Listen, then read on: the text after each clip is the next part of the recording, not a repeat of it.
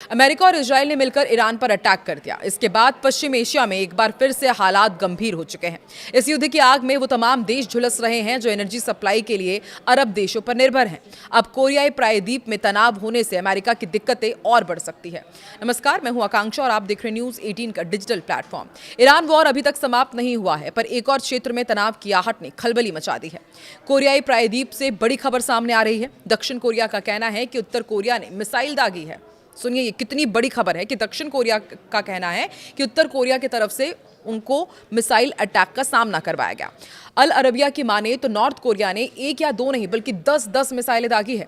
उत्तर और दक्षिण कोरिया के बीच तनाव कोई नई बात नहीं है। दोनों देशों के बीच संबंध लंबे समय से तल्ख चले आए हैं। उत्तर कोरिया को चीन और रूस का करीबी माना जाता है, और जबकि साउथ कोरिया की यदि बात की जाए तो वो अमेरिका का करीबी सहयोगी है।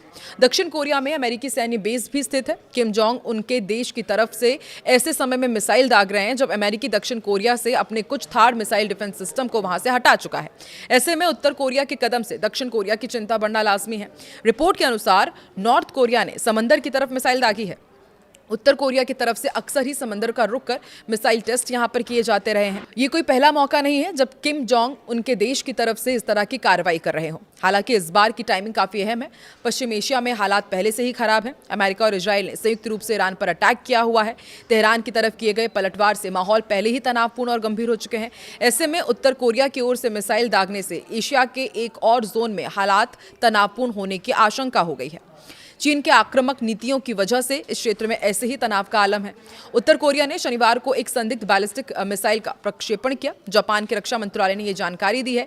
निक्केई एशिया के अनुसार सूत्रों का यह कहना है कि मिसाइल संभवतः जापान के विशेष आर्थिक क्षेत्र के बाहर जाकर गिरी। इस प्रक्षेपण के कारण किसी प्रकार के नुकसान की तो कोई खबर नहीं है, लेकिन हालात जरूर चिंताजनक हो गए हैं। वहीं दक्षिण कोरिया की सेना ने बताया कि उत्तर कोरिया ने पूर्व दिशा की ओर से कम एक अज्ञात प्रक्षेपास्त्र यानी कि प्रोजेक्टाइल दागी है। इससे पहले उत्तर कोरिया ने 27 जनवरी को जापान सागर की ओर 2 बैलिस्टिक मिसाइलें दागी थी, जिनके बारे में भी आकलन किया जा रहा था कि वो जापान के EEZ के बाहर गिरी थी। अमेरिका ने दक्षिण कोरिया में तैनात अपने एंटी मिसाइल रक्षा सिस्टम के कुछ हिस्सों को मध्य पूर्व में ट्रांसफर करने का फैसला किया है, जिससे सियोल में चिंता बढ़ गई है। मीडिया रिपोर्ट्स के मुताबिक ये कदम अमेरिका, इजराइल और ईरान के बीच जारी संघर्ष के बीच उठाया गया है। बताया जा रहा है कि जॉर्डन में थार्ड सिस्टम से जुड़ा एक अहम रडार ईरान के हमले में नष्ट हो गया था। ये सिस्टम साल 2017 में उत्तर कोरिया के परमाणु और मिसाइल खतरों से बचाव के लिए दक्षिण कोरिया में तैनात किया गया था। इस फैसले से दक्षिण कोरिया में विरोध प्रदर्शन शुरू हो गए हैं, जबकि चीन ने इसे क्षेत्रीय अस्थिरता बढ़ाने वाला कदम बताया है।